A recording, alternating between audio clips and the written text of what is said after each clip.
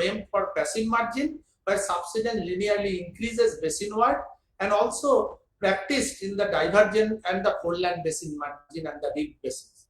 It is practiced in outcrop, subsurface well log, and seismic signal. No scale is associated with the definition of sequence stratigraphy. So it is a scale invariant concept. So the lithostratigraphy and rather than going into that, this diagram I had drawn in the class, that what is the difference between lithostratigraphy and the sequence stratigraphy, and I said that these are the facies belts. You can see this is the fluvial, then coastal, then shallow marine. So they are the facies belt, they are advancing and retreating. So this is the lithostratigraphic boundaries, and these are the sequence boundaries. So these are the most landward migration of the shoreline, which is a most seaward migration of the shoreline here and here. So these two will be correlated with the unconformity, and bounded between two unconformity will be a depositional sequence. And within this depositional sequence, this is an arm of rising sea level, this is an arm of falling sea level, and this trend of the rising sea level, so all the facies strands which are genetically related to this rising sea level, they will be called a product of a system trend. So what is the basic idea of sequence stratigraphy? That you basically through sequence stratigraphy you try to do the basin analysis, which we will be discussing after the class test. The basin analysis, the concepts of basin analysis. The sequence stratigraphy is a major tool which basically allow you to do the basin analysis. And why we do basin analysis? Because we want to have idea where is hydrocarbon, where is coal, where is mineral resource.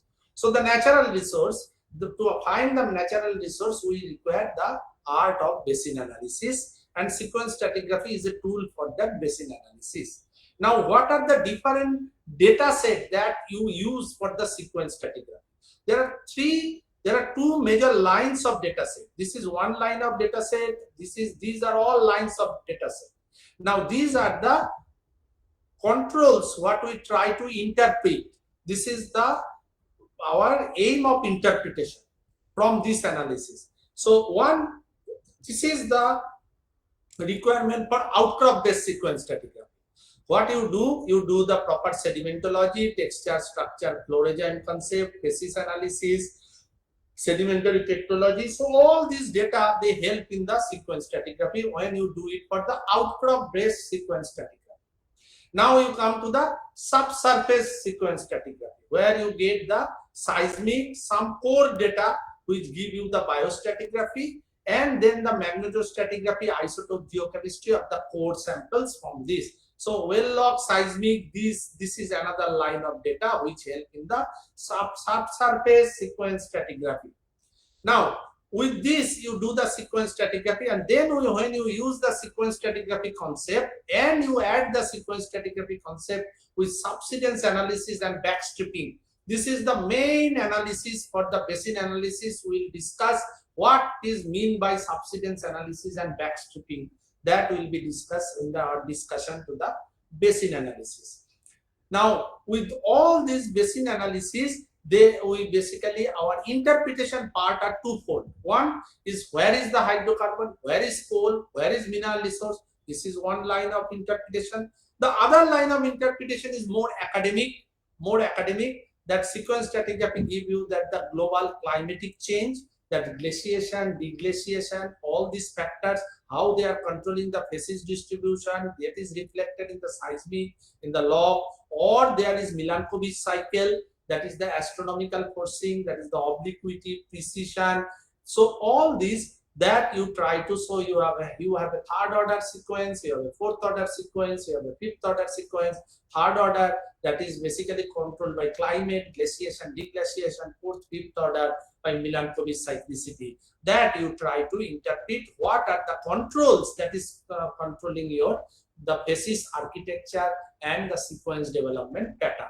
Then when you do the basin analysis and you do the subsidence analysis and backstripping, you also try to indicate, suggest about the tectonism, that how the basin is subsided, at what rate in time domain the basin is subsided successively at different pulse, the basin has subsided or the basin is uplifted in the time domain. So the effect of tectonism that you also. So the entire aim, this diagram, by this diagram, I wanted to show you that what really the strength of sequence stratigraphy, what the data it takes for your proper interpretation and what it aims to interpret by the climate, the astronomical factor, or the tectonics. Now, this is the concept of base level. I discussed it at length that you have. So, the base level is the lowest level of continental denudation. That is what is base level, but this is actually the geomorphic base level. And we are not talking about the stratigraphic base level. We have discussed the stratigraphic base level is actually where the wave base that comes because the erosion goes up to that level.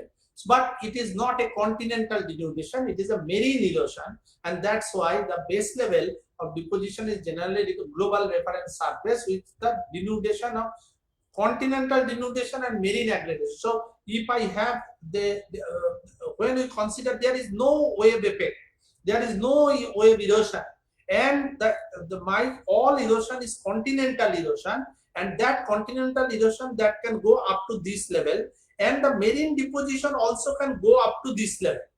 So it will go down to this level, and this will go down to this level. Then you call it the base level, that is the geomorphic base level. But this is true when the wave energy is very low and wave energy is not taking away the sediment from here.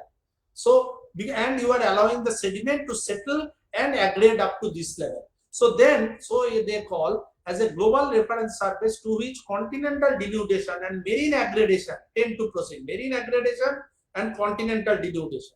So both of these proceed. If they proceed to this surface, then you call it a base level and the geomorphic base level. And this surface is dynamic, moving up and down through time relative to the center of the earth, where that they refer to as the accommodation. And when they define the accommodation, in the definition of accommodation, always we take this geomorphic base level. Nowhere in the definition of accommodation stratigraphic base level people have considered. Am I clear? Are you understanding what I am saying? Yes, sir. Yeah. So here you have to make the distinction. We discussed in the class that there is a geomorphic base level, there is a stratigraphic base level. When the stratigraphic base level comes, when you have a high wave energy, when wave is not allowing your sediment to settle here and it is eroding, so the erosion goes up to this level, then you generate a stratigraphic base level. But suppose wave energy is low and wave is not strong enough to take away the sediment, then what will happen? This will grow and this will come down, and this is the level which is the global base level, which is the geomorphic base level. And when we talk about the accommodation, our entire definition is based on the geomorphic base level. Now here this is a concept that I discussed in class. So the base level and sea level. So this is the sea level. You just refer to the earlier figure, and based on the earlier figure, this figure is done. Forget about the stratigraphic base level for now. Okay. So now what you are getting, your base level and sea level, because if I go here, my base level and sea level, these two are coinciding with one another. So then they say that this is my when the base level and sea level and the sediment has aggregated up to it. So your sediment has aggregated up to it. So this is your depositional surface now, because your sediment has already filled and it has gone up to the continental base level and sea level, all become the. Now you are taking your sediment surface down here. So you have opened a basin. Okay. And your sediment surface is here. So your sediment depositional surface is here, and this becomes the so this is the water depth, and this becomes the accommodation. So water depth from here to here, and accommodation is from here to here. Now this entire thing is again deposited. So this, you fill this space. again your depositional surface that comes here. So the depositional surface, whether it will be here, it will be here, or it will be here, it actually talks about that how much of the accommodation that is being consumed by your sedimentation process. So when I have, so this is my accommodation, only this much portion is consumed by the sediment. The rest part that is remains starved. This space is not filled, it is remains starved. So I will get the signature of starvation here. But when I have a sediment which is totally filling it, I will not get any signature of starvation. I will be getting that the how the sediment is filling it. So then when you talk about the from this concept, you will come to the concept of retrogradation, progradation, and all these things, that how the nature of starvation comes and nature of progradation comes. So this is the diagram I have drawn in the class also. So the three main factors control the manifestation of marine transgression, and as I said, the marine transgression and regression, that is only the migration of shoreline. So they are saying that finally the migration of shoreline, that will be dependent upon the three factors: eustatic oscillation, vertical tectonism, subsidence or uplift, and sedimentation. So all three together, suppose I have a transgression, but I have a sufficient sediment supply. So the sea level rise is balanced by the sediment supply. So there is a sea level rise, but will shoreline shift? Shoreline will not shift. Shoreline will remain in its own place, because my entire accommodation generation by sea level rise, that will be balanced by the sediment supply in the shoreline. So the shoreline remain fixed. Should I say that there is a transgression? We will not say, because the transgression by definition is movement of shoreline. As long as shoreline is not moving, I will not say it is a transgression or a regression. Am I clear? Yes. Yes, sir. This is this concept I want to inculcate on it. And remember, these things may not be known to many people. So when they will say, what nonsense you are taking, you may be confronted by people. What nonsense you are taking? या तो sand से shell हो रहा है, या तो shell से sand हो रहा है, इसमें तो ट्रांसलेशन हो रहा है, इसमें तो. So then by logic you have to defend yourself. Sir, jo transgression and regression, they are actually migration of shoreline, and the migration of shoreline depends upon that the accommodation generation and the sediment filling the accommodation. If these two balances one another, there will be no movement of shoreline. I cannot define that whether there is transgression or regression. Definitely, when the accommodation generation is more than the sedimentation, I will get a movement of shoreline landward. I will say transgression. If the sediment is more than the accommodation generation, that the shoreline will be migrating towards sea, I will say regression. But for God's sake, you should not say that any sea level rise means that there is transgression. That is not there. Okay, fine. Now, so the sea level change, that is the eustacy and tectonics, and eustacy only controls sea level change, and dono mila ke, that is relative sea level change, and that leads to the base level change. And if they are depending on the energy of the, which I just discussed, if the wave energy is low, in that case the sea level and base level are same. The base level here means that the lowest level of erosion. So lowest level of erosion, they are same. If the wave energy is high, then I will also get a stratigraphic base level. So in that case, the stratigraphic base level may not coincide with the sea level. So that makes a accommodation, and this accommodation is filled by, so there is a balance between these two, accommodation and sedimentation. So depending on the balance of these two, the transgression and regression shoreline shift.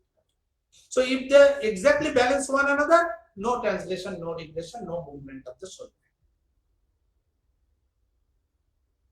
And this is the accommodation definition. I don't think this needs to be discussed again. We have discussed several times, so I am not discussing. All these cases we have already discussed in class. The relative rise is equal to subsidence plus Eustacy, relative rise subsidence minus Eustacy, but subsidence rate must be more than the eustatic fall rate. So all these, the permutation combination, that how the rise and fall that happen by means of the different rates of the relative rise, that permutation and combination that is shown. And this is actually the what we say the section. So this is a fluvial, this is beach, this is shore face, and this is open shell.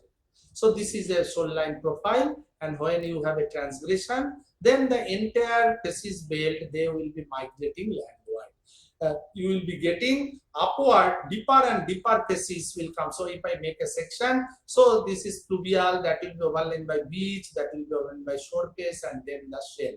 So it is a depending upward succession that will form when you have a transgressing scenario. And so this is a, and then there is a regression.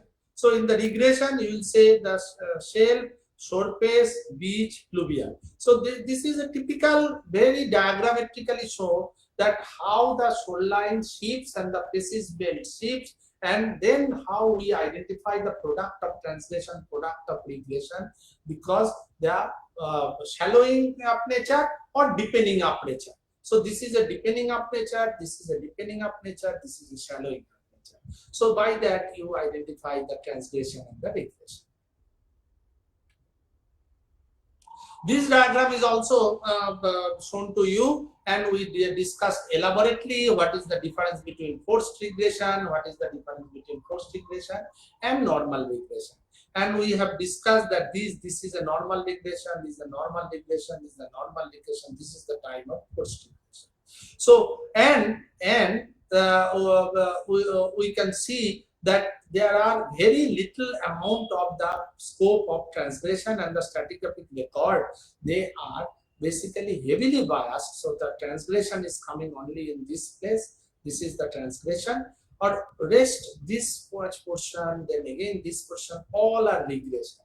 So the sequence in terms of sequence stratigraphy and the rate, the base level change, that the stratigraphic record is mostly heavily biased towards the regressive record rather than the transgressive record.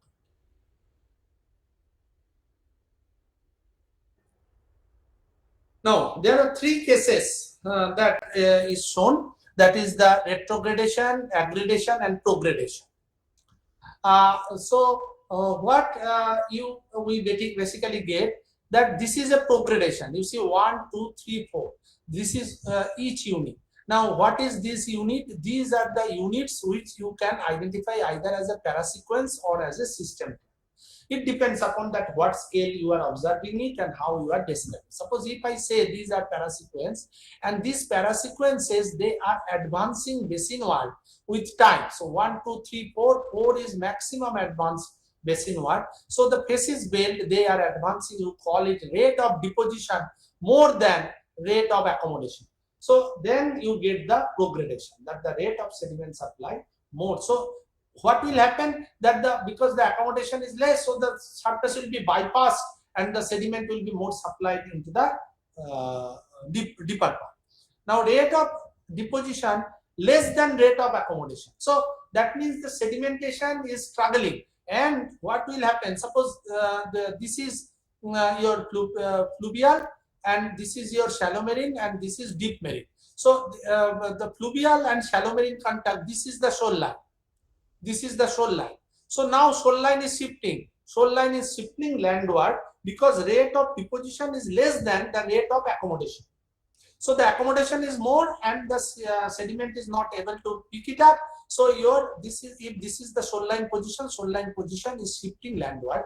Here, if you see the position, the shoreline position here, shoreline position is shifting basinward.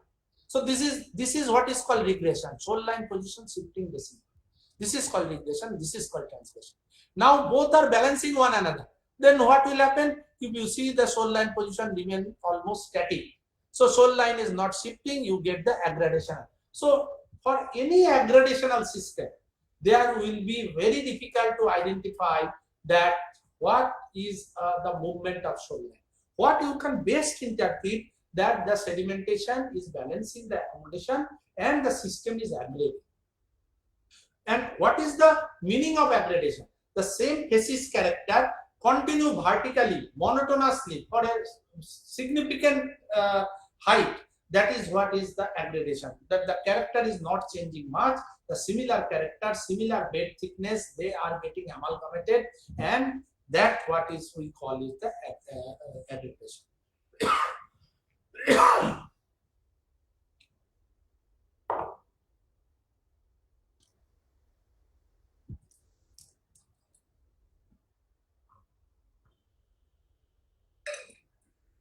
Just 1 minute.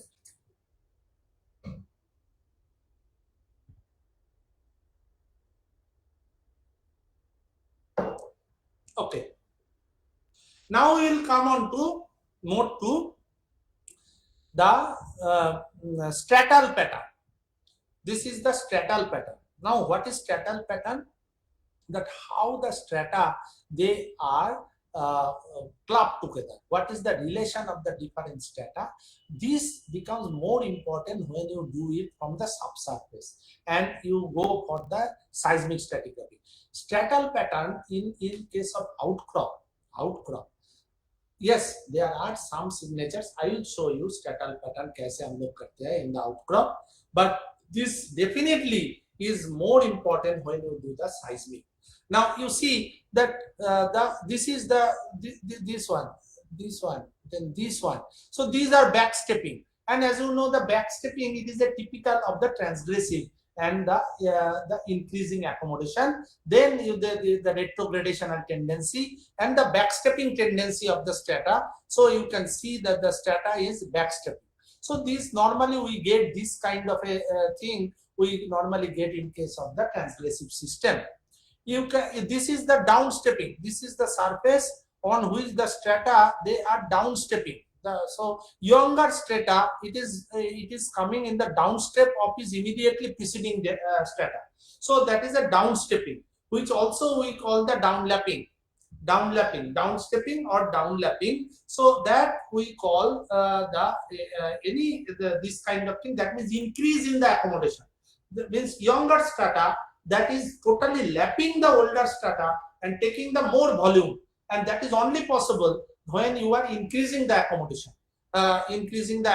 You call it. So normally this kind of thing we get in case of the high stand delta. In the high stand system, we also get this in the low stand delta.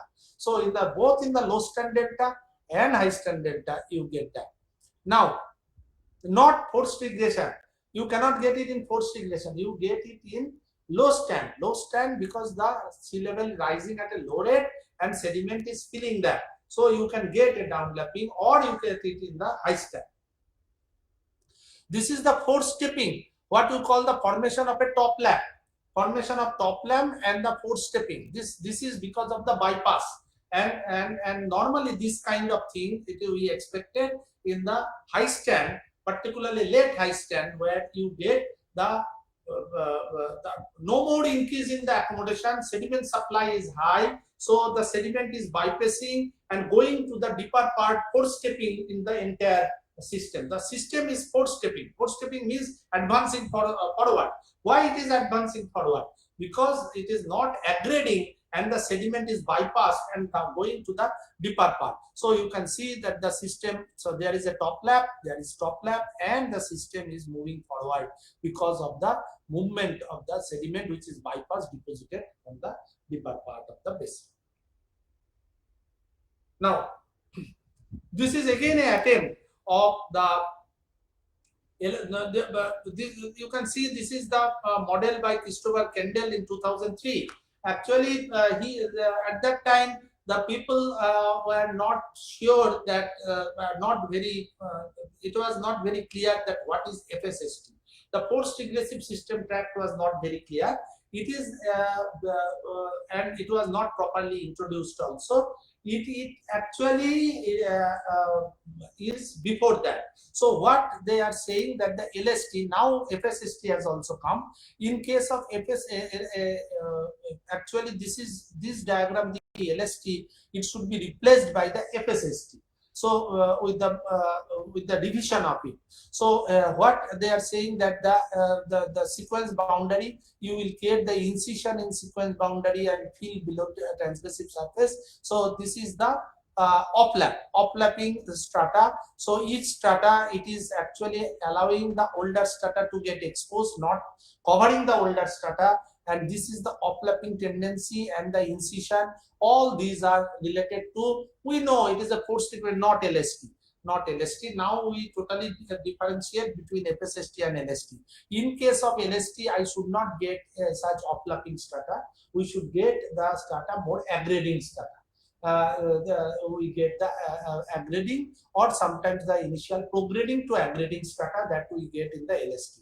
This I again say that this what is shown here, it is not actually the LST what we know today.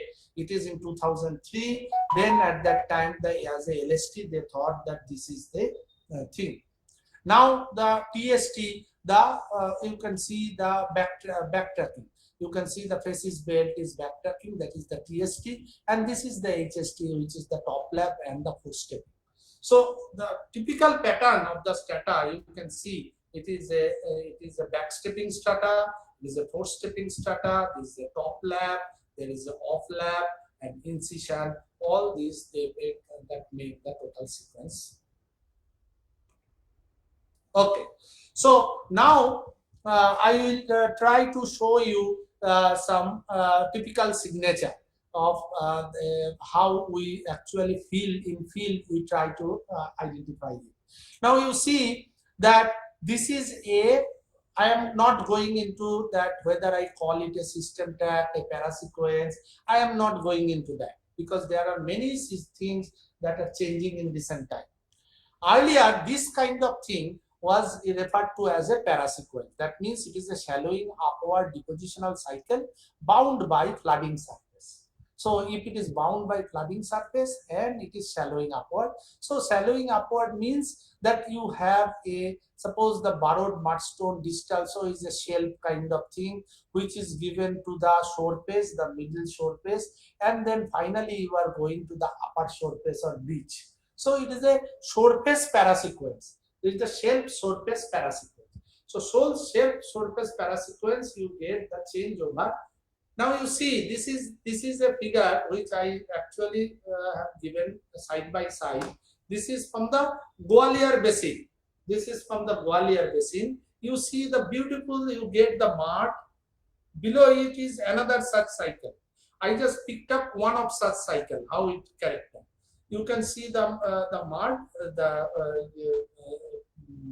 fine grained silty mudstone, which is then overlined by the lenticular. This is actually wave and tide, mixed wave tide system. You can see that the beds, they are very, very lenticular and the very typical kind of this kind of the saucer type. The laminations are saucer type. You can see there actually they are clubbing to one another. This is actually the product of the lower to middle surface with the effect of wave and tide. And there are signatures of wave and tide, but what is important for you that the beddings are thin. There are thin beds, and as you go up, the bed thickness increases and their degree of amalgamation increases. You just see. So if we compare this and this, then you can see how in the field you get this kind of thing. And this is a depositional cycle, and there are number of such depositional cycles that is coming one above another. Our aim to identify these cycles and mark these cycles, how they are clubbed to one another and forming a system track. Is it clear?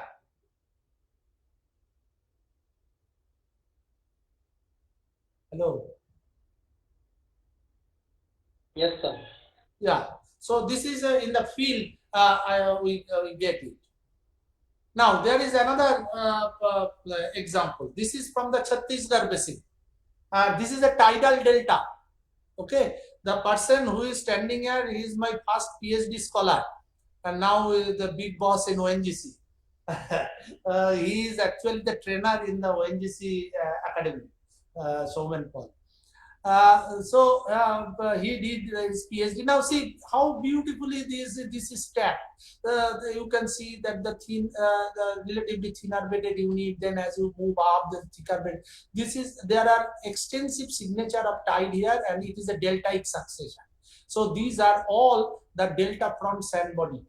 Delta front sand body, and those delta front sand body, they are clubbed, and this you can see deltaic parasequence, and that is what they say in terms of when they call the, because parasequence, as I said, that the parasequence concept is criticized. Why it is criticized? It is only, they say, when it is a shallow marine succession where the base level change, that signal become very strong. So any base level change that create a kind of the stratal architecture that. But when you go to the deep basin, when you go to the continental side, fluvial, these concepts are not much valid, and you do not get that beautiful signature. So I am showing you some signatures from the shallow marine, how the depositional cycles people identify from field and outcrop, and they are showing a typical the deltaic parasequence. So the pieces within parasequence shoal upward, bioturbation increases, the laminae geometry becomes steeper upward, grain size increases upward, sandstone by mudstone ratio increases upward, sandstone set bed sets thicken upward. So these will be the all character of the thickening upward parasequence, and you can see how beautifully the thickening upward parasequence in a tidal delta, which was exposed in the Chhattisgarh basin. We actually took it the photograph from there.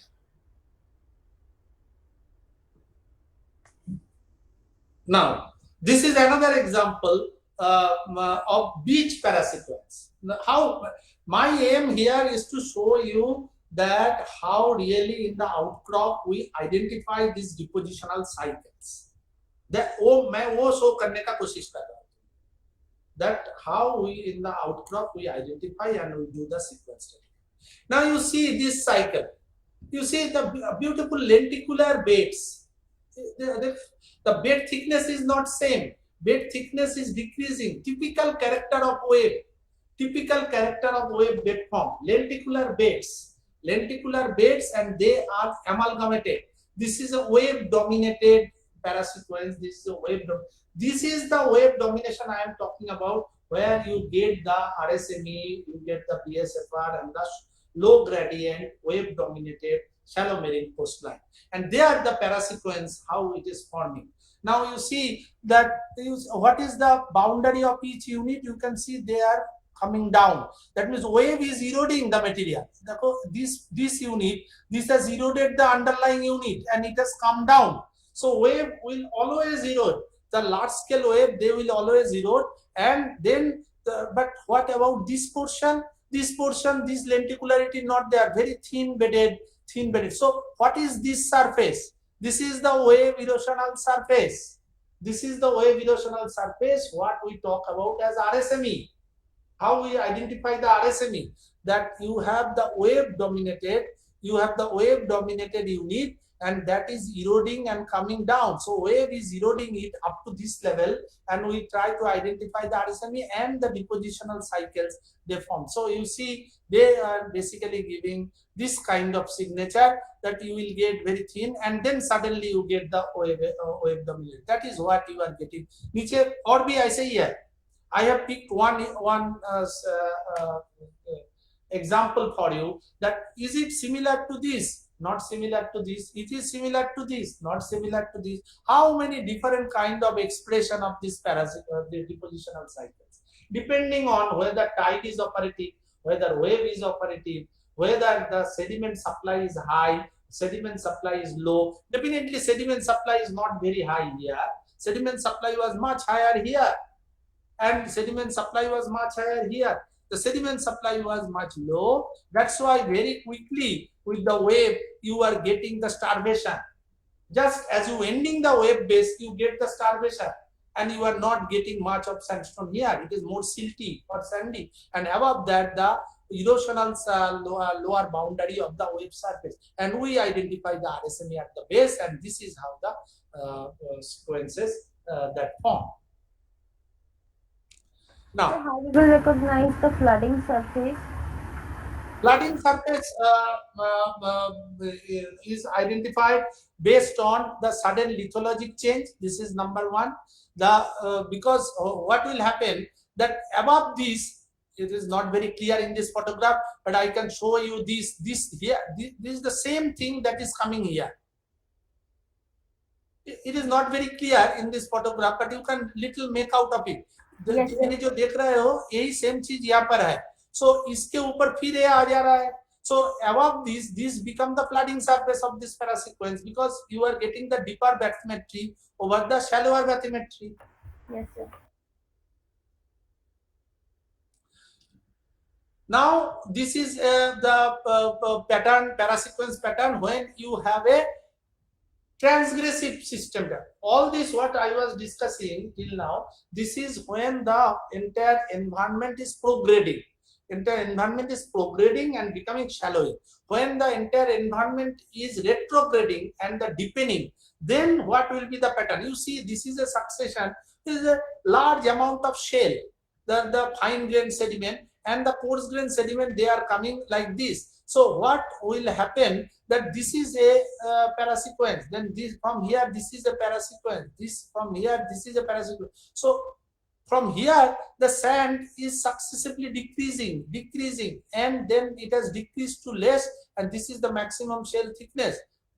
So from if I start from here up to this, I get a transgressive parasequence. So similarly to this, the from here and then you get the mode of the shell, you get the depending upward tendency. You just match this with this, depending on. Then you get another sandstone. You get another sandstone. It again become thin. It again become thin. In another sandstone, it become also thin. So this is a tendency of the transgressive, that the depending upward the depositional cycles, how we pick up the depending upward cycles. And then they say the parasequence sets that will be combined with one another to progradational parasequence set. So you see the more of the sandy part as you go up, the sandy part was sand is to shell ratio karoge, so that will be very low here, and sand is to shell ratio increase. The shell is decreasing, sand is increasing, entire environment is prograding, and you get these are the type of cycles there. Retrogradational, the sand is to shell, that will be decreasing upward, and you get the finest sediment that will be at the top part, and the more sandy on the bottom part, and the whole thing is retrogradation. And aggradational, the sand is to shell ratio, that is not much changing except at the top part where you get the flooding. So this may be a product of a low stand, which is topped by the transgressive surface where above that the translation comes. So this is a aggradational. This is a this one. This is a more when the more sediment starved system. Sediment starved system, the sediment healthy system. So if it is more starved, then the transgressive sequence that will take this pattern. See, sequence stratigraphy, both the things they are retrograding, but is their pattern is same? Not, because it is a more sediment starved system, it is a more sediment healthy system, because the sediment which is delivered is more here, sediment delivered here much less here. So you get the total pattern change, but the overall tendency remains same. Tendency remains same. So that is what I am just trying to tell.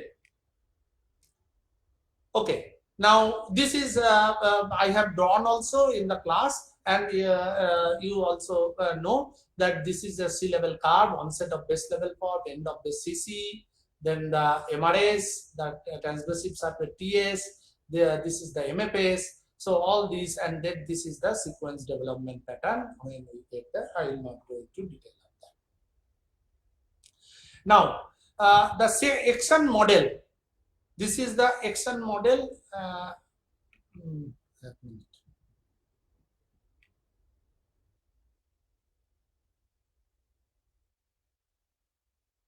Okay.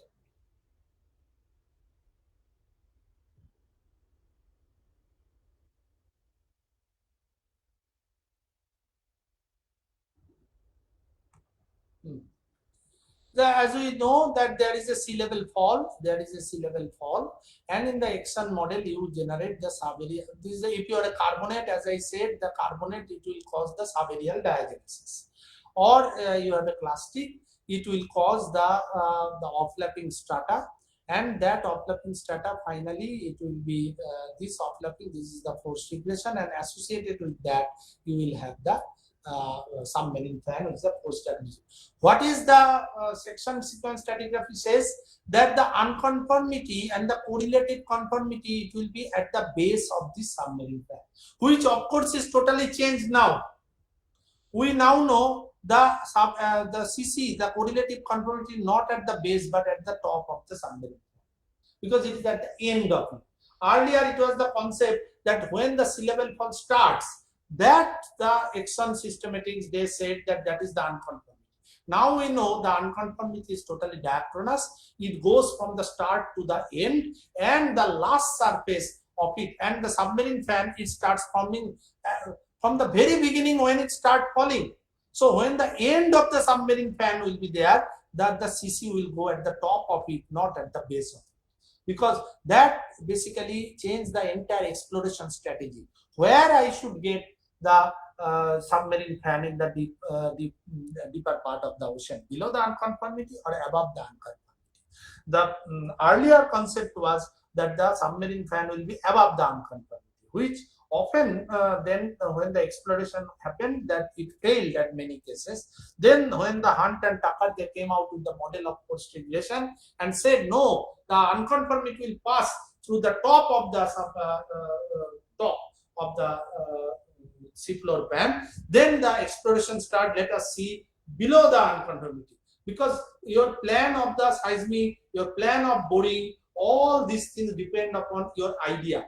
How, because each meter of excess seismic at depth, each meter of excess borehole at depth, it costs a huge money. That you will be only able to do when conceptually you know that you require to do so. When conceptually we know that our what is a deep sea fan? These are called the deep sea reservoirs. So where I should expect a deep ocean reservoir? Above the unconformity or below the unconformity? Now we know with the forced regressive and the revised model that we should go below the unconformity. Am I clear? Yes, sir. And this is the product of different system tract. As you know, that I am not repeating this, we have discussed several times. Now we come on to the different key surfaces, the sequence boundary, maximum flooding surface, and the minor surfaces. Rather than this, I just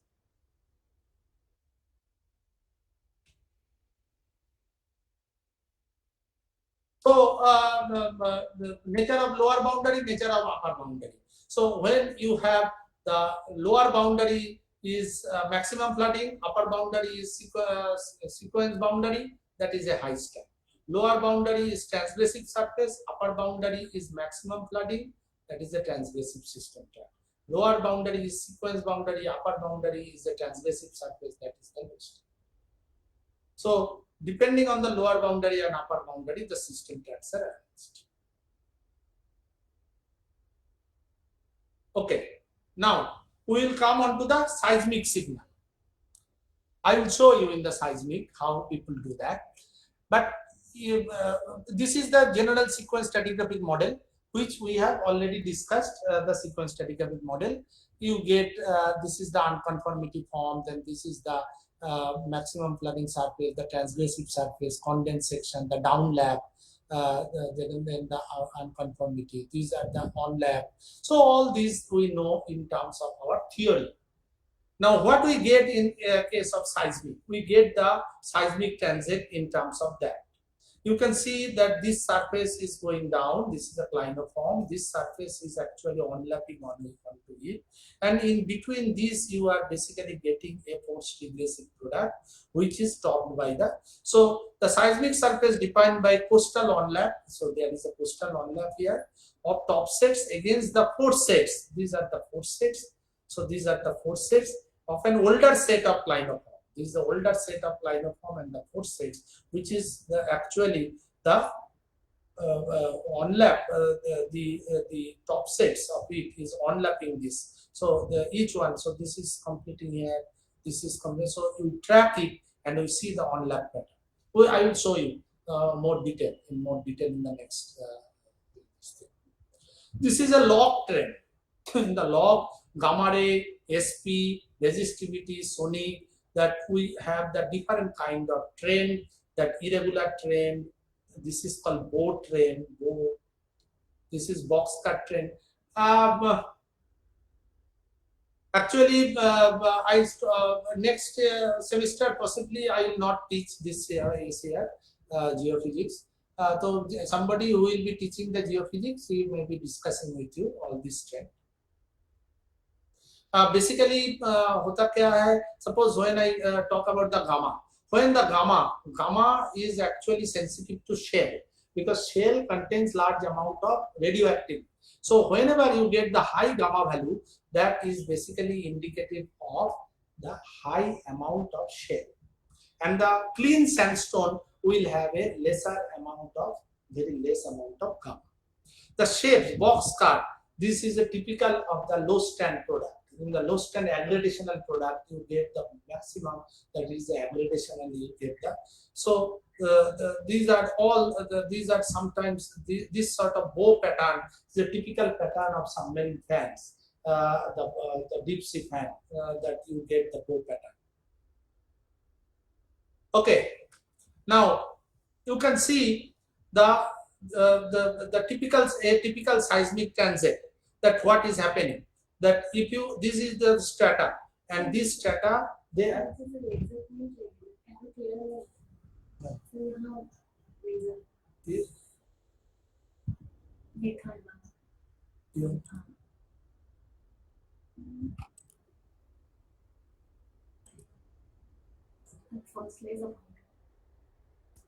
okay.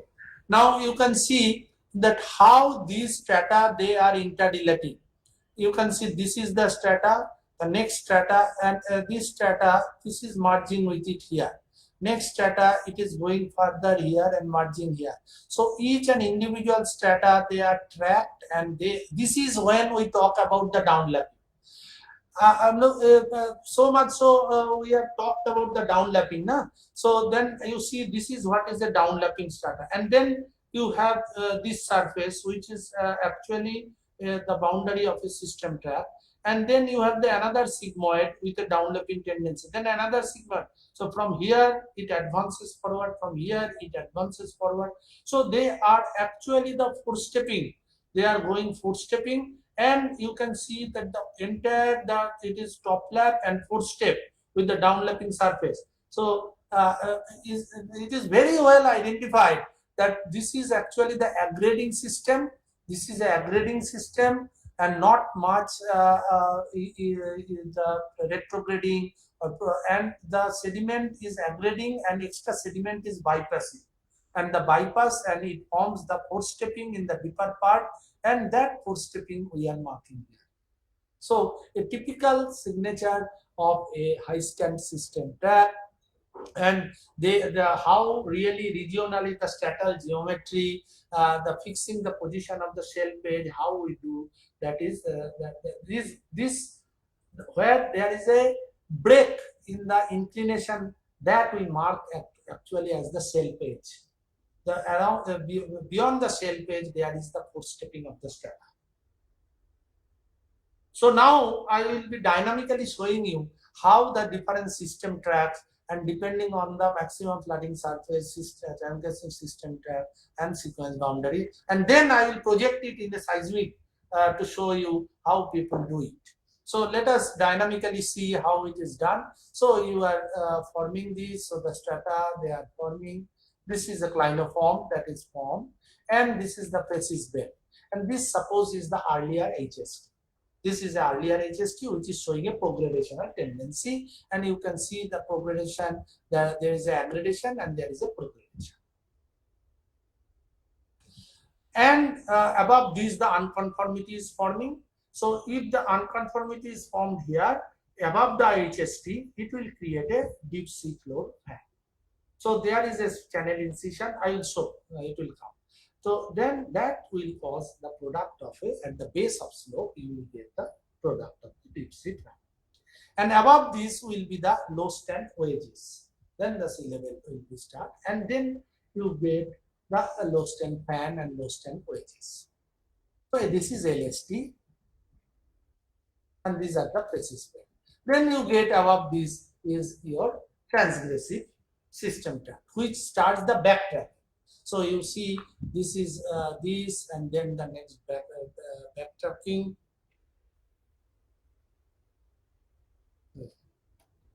So this is the above this, again you have the progradation and the downlapping. So the top of it is actually the MFS, and above this you have the downlapping surface, and this downlapping surface goes on.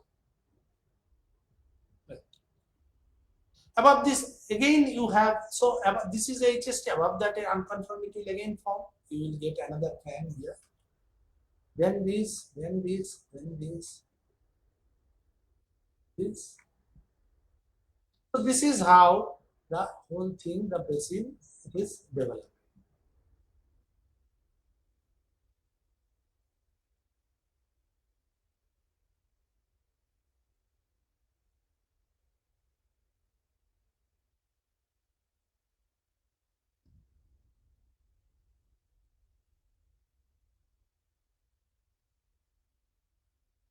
This is high stand. This is high stand. Low stand. Stand. Transgressive.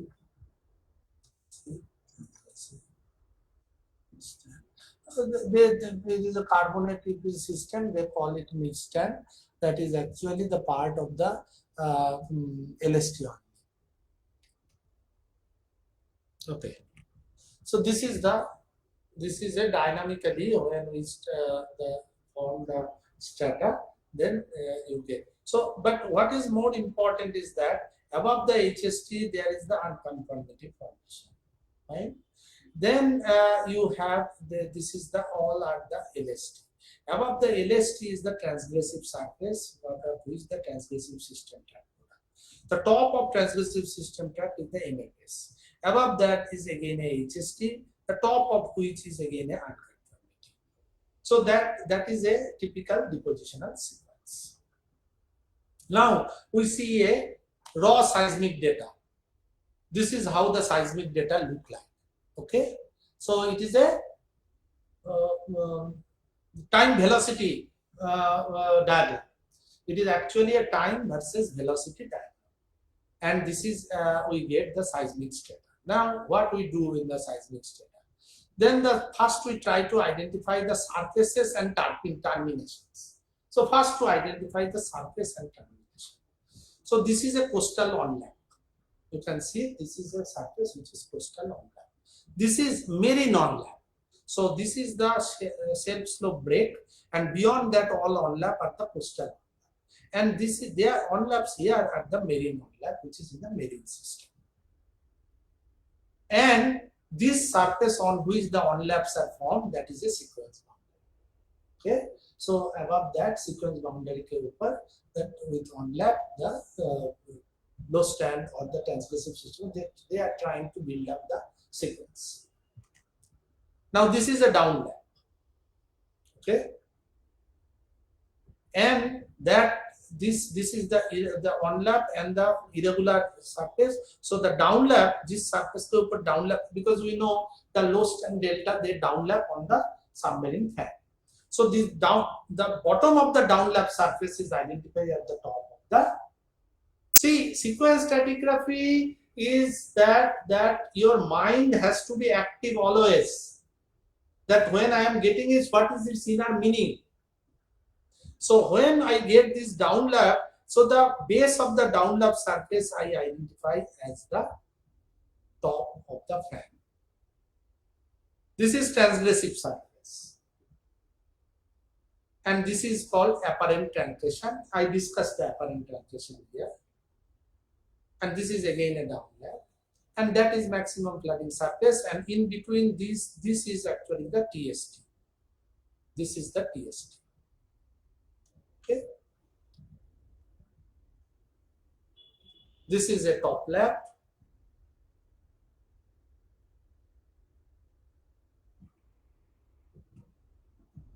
Okay. So much so, is there anything which actually you are not able to understand here, or it is understandable? इसमें कोई problem तो नहीं है? Hello?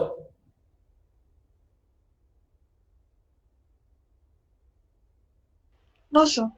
Okay. So then we go to here to see that how really we are. So it is a old high stand above which the unconformity is forming, then low stand or the forced regressive fan that is forming. Then it is a low stand delta. The low stand delta is topped by a transgressive surface, and the transgressive surface system trap. Then you have a high stand, and so if you, this is the situation. You have a low, old high stand, then you have the unconformity, you generate the low stand fan, then the low stand delta, then the transgressive and high stand. Above that again, unconformity form, so the fan is again created, low stand delta. This is how from the seismic people do the sequence stratigraphy. Though it is, I am showing it so nicely, it is not very easy.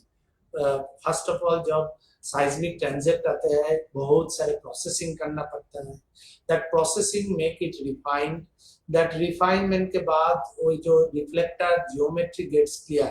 It is the first raw data, that geometry I possibly have shown you the raw data first ये में दिखा है, उसमें कुछ करना बहुत difficult होता है. ये है तुम्हारा रॉ डेटा, इसको फिर रिफाइन किए ऐसे, और उसके बाद सरफेस आइडेंटिफाई किया, फिर सरफेस आइडेंटिफिकेशन के बाद system trend they.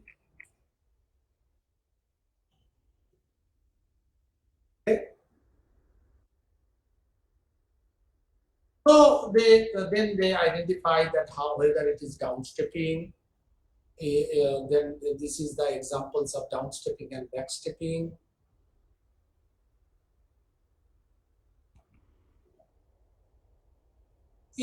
Are you clear about how we do it in the seismic? इसमें कोई problem तो नहीं है. You see the typical pattern of the basement. Basement में very irregular and the deformed. So you can see the highly deformed and the sad character of the. Is the character here same? No, it is a basement cover contact. Basement के ऊपर the sediment cover starts from there, and you get a basin floor fan because there is an unconformity, and you start with a fan, and then you have the stream. Now this is a attempt to show that there are different scale of the sequence and the parasequence. Parasequences, they say they are fifth order, fourth order, 10 kiloannum, 100 kiloannum, or 1 milliannum, or 10 milliannum. 10 milliannum, that is 10 milliannum to 100 milliannum, that is the second order. 1 to 10 is the third order, and kiloannum scale is the fourth order. So at what scale you are getting the sequence, what is the base and top, if you can date and you can identify, this is the timing, that how much time one sequence represents. It is not very easy. बोलना बहुत आसान है, but it is not very easy to identify. It was done in some phenological succession. Then you can identify that what order of sequence you are seeing a third order sequence, second order sequence, fourth order, or what order of sequence. I am not going into this. Carbonate मैं discuss कर दिया था, मैं उसको repeat नहीं करूंगा. Carbonate मैं तुमको just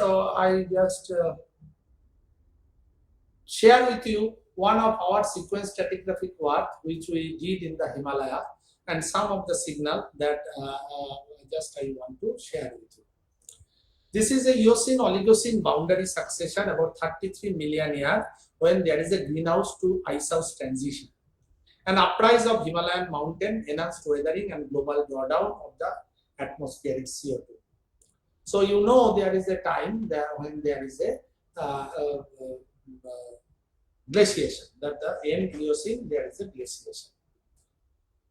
Subatu, Dakshayi and Kasauli, these are the three formations of Paleogene, Oligocene, Miocene age. They constitute the Paleogene sequence of the Himalayan foreland in the Hazara Kashmir synthesis. And to understand this collision, we did some work in the Himachal Himalaya. How we do the sequence stratigraphy there. It is the contact between the Subatu and Dakshayi. Subatu is actually marine, Dakshayi is fluvial, and how the transition from marine to fluvial transition in the Himalaya that happened, and what is the sequence stratigraphic model for the transition from the in Himalaya between Subatu and Dakshayi. The question which remained unanswered, that is there a origin scale discontinuity? Najman has proposed 10 million year unconformity depositional hiatus, and I am not going into the debate. There are a lot of debates. I am not going into and not make your brain jump with these debates. I will just want to show you how people do it. This is the map, and in this map you can see that there are different thrusts. These thrusts are bounding the sequence, and within this thrust bounded sequence, the Subatu and Dakshayi, they are basically exposed. There is a nala called Kushalia Nala. If you go from the to Shimla by road, the nala comes in a place named Koti. Here, Koti, this nala Koti area. You can see this is the Koti area, Subatu Koti area. Now, this is the stratigraphy there. That there is a unconformity. What people earlier, Najban and all these things, they said the unconformity is here. We did some work and we said no, unconformity is not here. Unconformity is here. What you are claiming as unconformity, that is actually RSME. So they didn't identify the RSME. They thought this is an unconformity because there is a lithological distinction. नीचे shell है, ऊपर sandstone है, so there is a and there is a erosional boundary, but there is no facies analysis done here to identify this is a marine wave product. They said that the shell ke upar sandstone, so there is an unconformity. Then when we did work, we found it is a marine product. The continental product starts from here. So if it is a marine product and it is a marine erosion, how can the base of that marine erosion be an unconformity? It must be a wave erosion surface at the base of it, which is called RSME, and at the top of it, this is the base of the continental product. That is what is unconformity. So that is the our publication. It is the Geological Society, published in Geological Society of America. So this is the sedimentology of Subatu formation. You can see this is the turbidites. You can see the beautiful turbiditic succession. You can see the turbidites, and this is a shell succession with turbidites. A large number of, you can see the numulites. These are all numulites, okay, and they are bioplastic limestone. This is again a bioplastic turbidite. You can see the beautiful sharp base, and it is top. There are sometimes some gutters at the base of it. There are actually escape burrows at the base of it, because the turbidite suddenly has come in a very calm environment, a high energy flow has come. Organisms here will try to escape. So there are escape burrows at the base. It is not very clear. Beautiful signature. If you go, you will see a turbidite, and below the organisms are trying to escape because a high energy flow has come in a low energy environment. You also get the vertebrate bone fragment here. You can see these are the bone fragments. These are the cross section of the bone. So all these they are showing that there are the vertebrate must be in the continent, and they are found there by the sediment mass flow that is being carried into the deep basin. High energy current. So this is a lithologue of Subatu Daksai transition east of Shella village, Kaushalya river. So you can see these are the lithologues that we basically prepared at the different sections, and with their all characters. That what is the character, the phasis analysis has been done, and the environmental transition in this lithologue that has been interpreted. These are interpreted as the mass flows, and the characters of the mass flows have been documented. This is lithologue across from some other areas, that how the different lithophases that has been. Now, what we basically in a regional scale, you can see this is a thickening upward. There is a Subatu cell, and then you have these are the large scale mass flow unit which are coming. This is what is called the transition between the two. Okay, this is the marine sandstone, what we call the white sandstone. What people thought the base of it is the unconformity. What we said, no, it is not unconformity, it is a marine product. So it is a thick and thin bedded product, which are typically, you can see that the lenticular sand bodies, which is a typicality of the wave, and the typical character of all the wave signatures that is there. So these wave signatures made us to believe that it is a marine sandstone, and the base of it cannot be a subaerial unconformity. So what we basically model? This is the dark gray Subatu shell. This is the red Rubatu shell. This is the shore face white sandstone, and within that we have a lower shore face, upper shore face, and fourth shore face. So all these we could identify, and then the base of it, which is a erosional base, which is coming onto the shelf shell of Subatu, that is, we consider it as a RSME. Basal surface of somewhere it is not erosional. We identify it as BSFR. Somewhere it is erosional. We actually identified it as RSME. The top of it we identified as a subaerial unconformity. This is the photographs we have given from the different parts. What are the different product of that? Okay, this is Subatu shell, and above that, this white sandstone, this is coming like this. This is the red Subatu shell. Above that, this is the contact. What Najman et al. Identified as a unconformity, we identified as a regulative surface of metal immersion.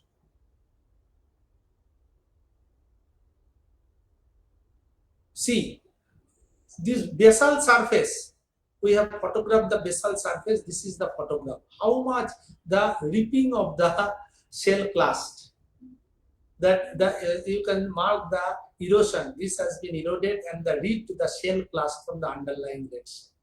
So that's why this surface has been photographed, and to show that this is erosional boundary, we have given this photograph. Okay, so now you see, this is red Subatu, this is white sandstone, and this is the Daksai channel sandstone, the fluvial sandstone. This is the Daksai channel. Here you get the caliche. That is the formation of the Paleocene. So what we identified, that this white sandstone, this is a marine sandstone. The top of marine sandstone, the beds here are steeply dipping, almost 80 to 90 degree deep. So you laterally you see all the products. This is the product of transgression. Above that there is a forced regression. That forced regression has formed this white sandstone, shore face sandstone, erosionally overlying this shell, transgressive shell. The top of it. Now you remember the diagrams we had drawn in the sequence stratigraphy, that there is a shore face that erodes the underlying forming RSME, and the top of it is the subaerial unconformity. So the top of it is subaerial unconformity where the calyce has been formed, and then the subaerial unconformity is stopped by the fluvial, the continental fluvial succession. The fluvial channel also the cutting across the calyce, because the calyce shows that there was a depositional gap. So after the gap, when fluvial sandstone came, it is cutting across the and the base of calyce is the subaerial. So the subaerial unconformity that coincides with this surface is regressive surface of marine erosion. This is a product of forced regression. The top of it is the unconformity, and that is marked by calyce, that is the paleosol, and the channel, the base of the channel. Is it convincing to you? Hello? Yes, sir. Yeah. This is how we do it in the outcrop sequence stratigraphy. I am not going into this. So then this diagram has been formed by log at different places, that what really these are the Subatu, where there is a shell with lot of the mass flows, turbidites. Sometimes they are plastic turbidites, sometimes they are carbonate turbidites, sometimes containing the vertebrate bone. So and that basically is, then above that is RSM. That RSM के ऊपर this FSST, that is the white sandstone and the short base product, and the top of it is unconformity, which is stopped by the dark side fluvial system, and this makes our sequence stratigraphic model. Now this publication, I am not going into the regional picture. This publication has come in the Geological Society of America. So this is how in the outcrop I have shown you the seismic how we do. Then I showed you as an example. It is not to boast that I have published, not for boasting. I am showing you as an example that how we do it in the outcrop the sequence study. Okay, thank you. That is 11:30. We have a class. Thank you, sir. Thank you, sir. Thank you, sir. Next Tuesday will be a Yes, sir. okay. Okay, thank you.